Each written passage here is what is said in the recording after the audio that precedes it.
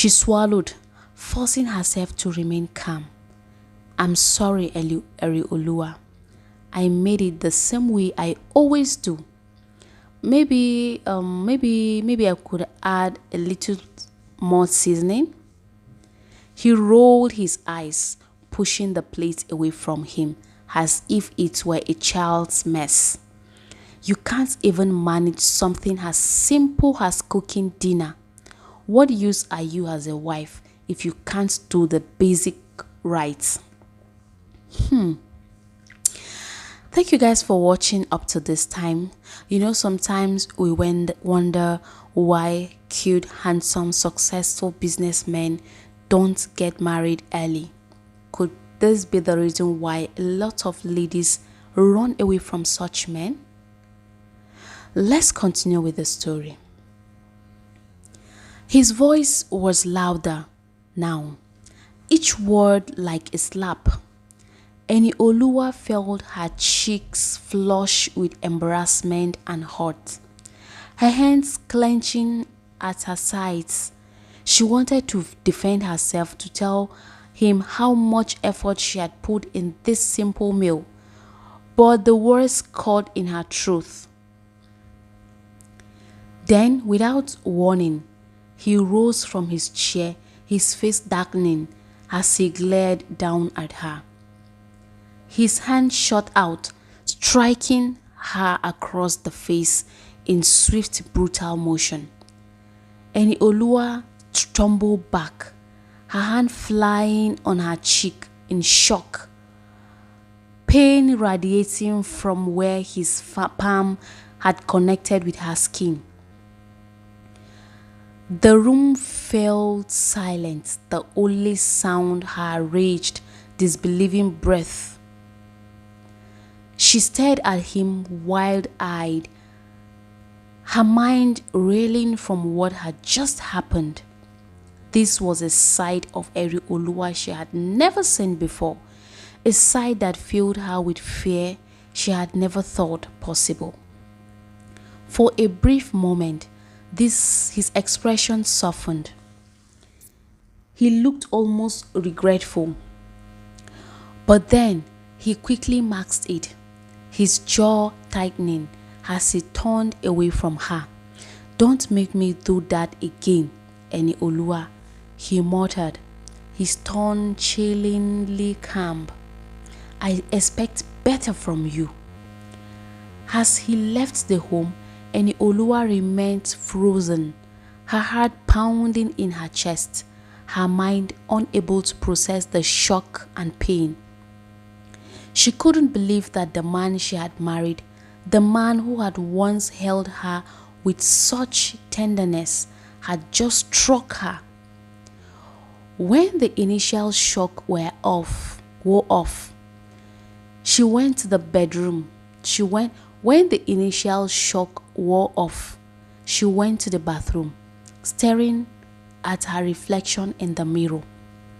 A faint red mark stained her cheek, a physical reminder of the pain and humiliation she had just endured. She touched it gently, wincing at the tenderness, a single tear slipping down her face. Her thoughts whirled in a storm of confusion and sorrow. She remembered the vows she had taken, the promises of love and protection. She had married him with so much hope, so much trust, and now she didn't know who he was anymore.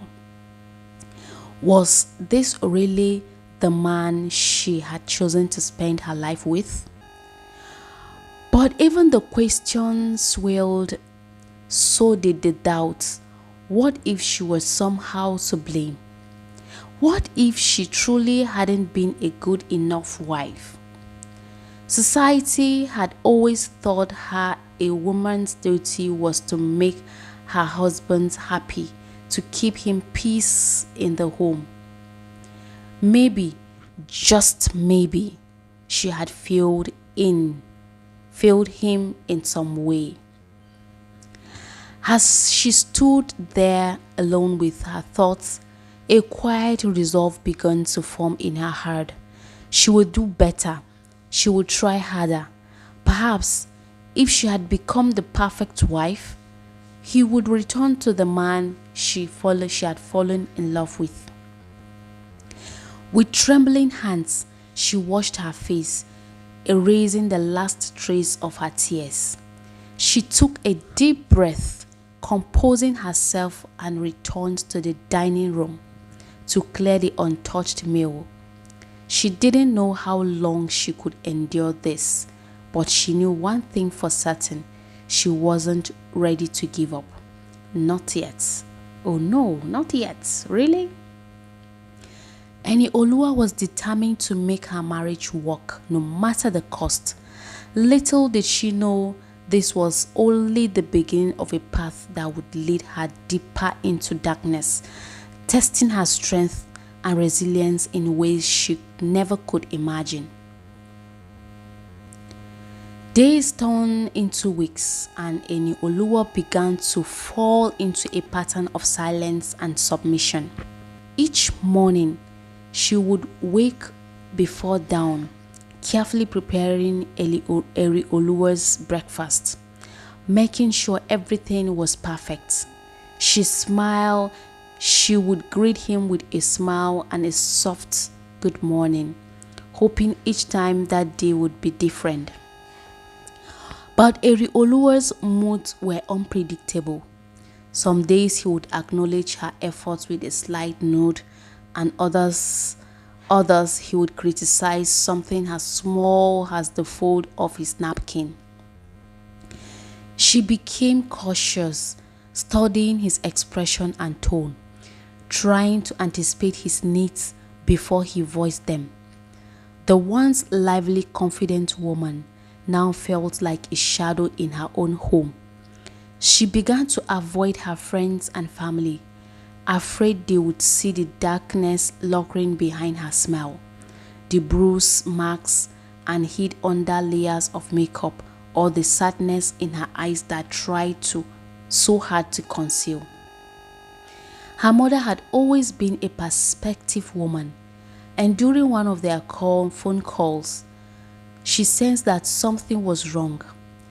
"Annie, are you all right, my dear? You sound distant," she had said, her voice laced with concern.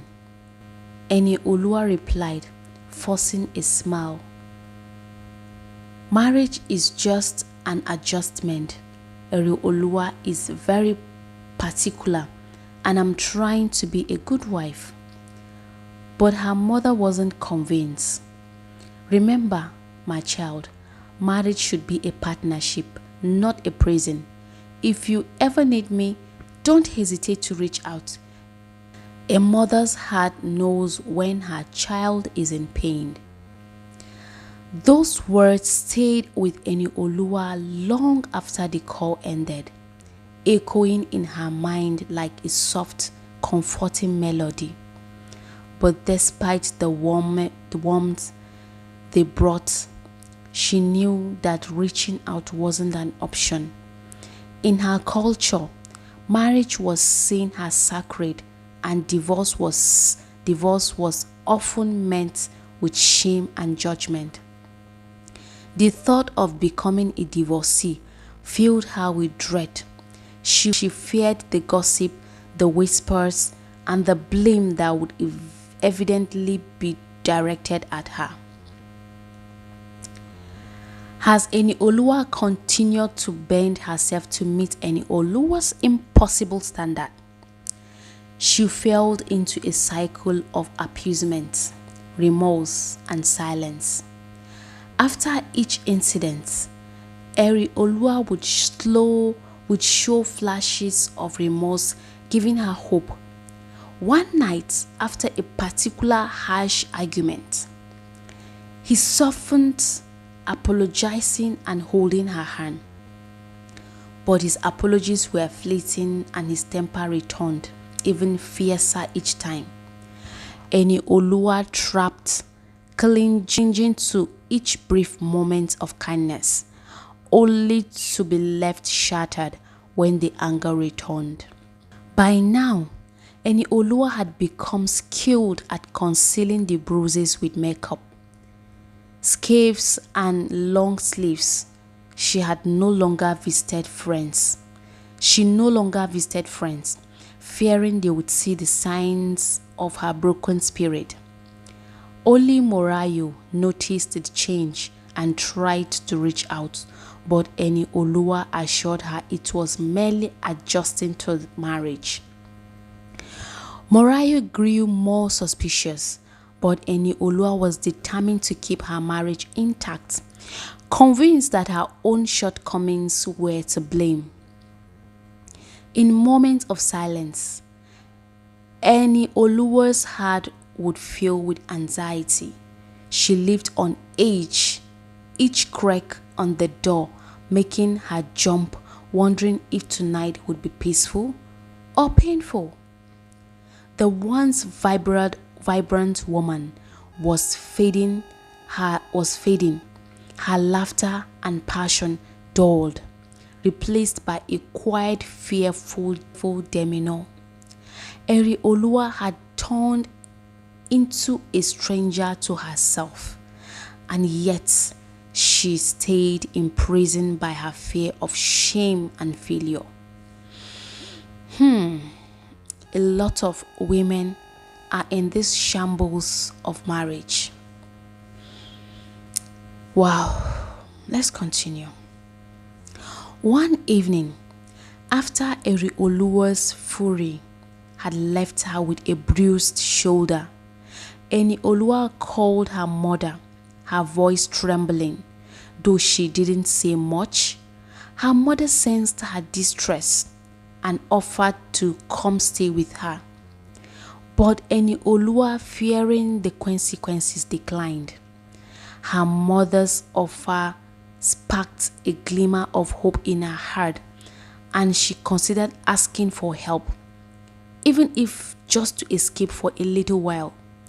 But Ireoluwa's returned silence, her thoughts, her courage vanished, replaced by her fear.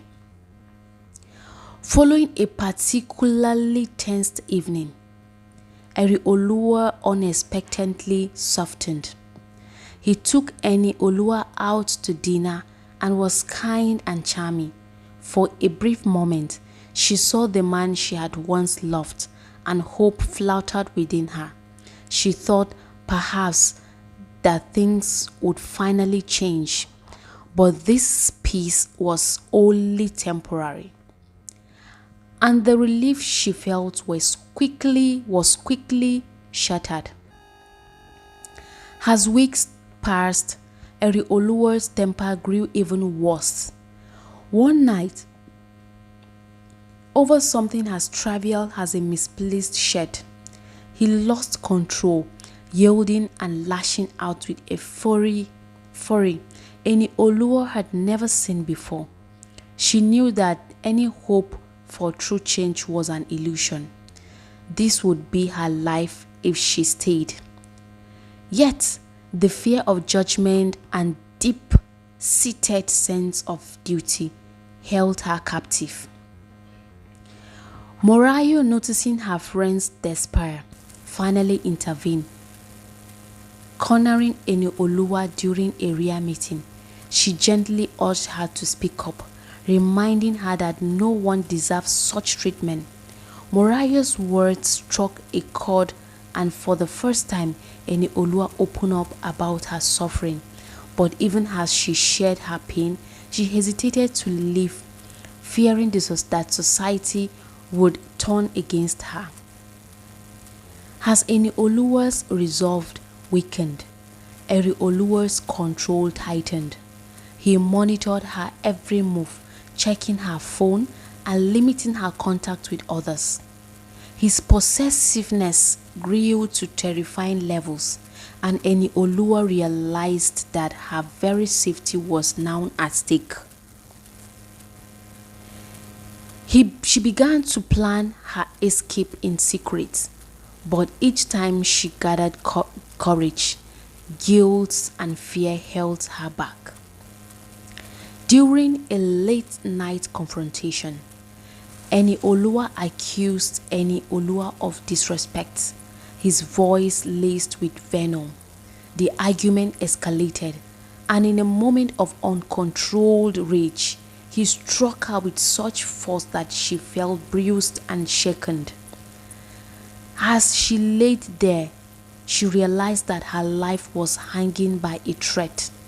It was a turning point, a painful acknowledgement that her marriage had turned lethal.